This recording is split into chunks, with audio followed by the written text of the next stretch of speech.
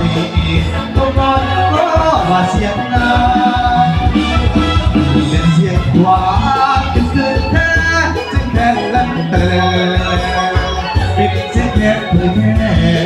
ใส่สนาภาษาสุรลาไอ้ฟ้าผู้ให้เพิ่มลายสีสันพวกเราและพวกเราเบาเสื่อมเข้าคนเดียวภาพเสียงควานสุดละลายในพงพนามีข้าทานทลาหอบน้ำใสไหลลงมีทุกที่บอกทางโอ้สิ่งควงแดงเนื้อได้เสือหงยางกับใจหักษาใจสะอาดเลือดดังดวงดาวเสียงขวานอุดมลายใส่ใจเลือดทวนสับได้ดินสูงเกียดเกียดอยู่ซ้ำจะเป็นแนวพอแล้วดังแก้วไม่เลิกรับ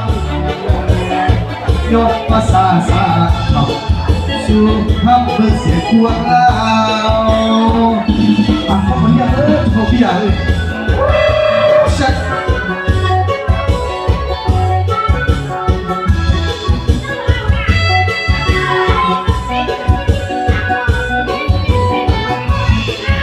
อาเดียวกันเลยเดียวกันเลยเดียว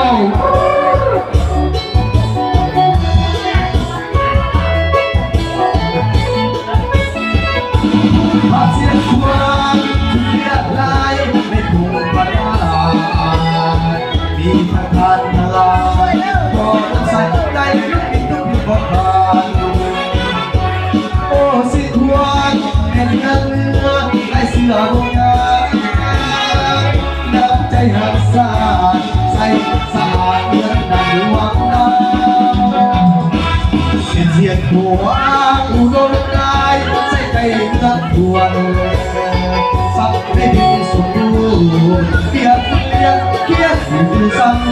ำจักเป็นแดงเราแล้วแต่แนวมันเลือกลำยอดภาษาศาสตร์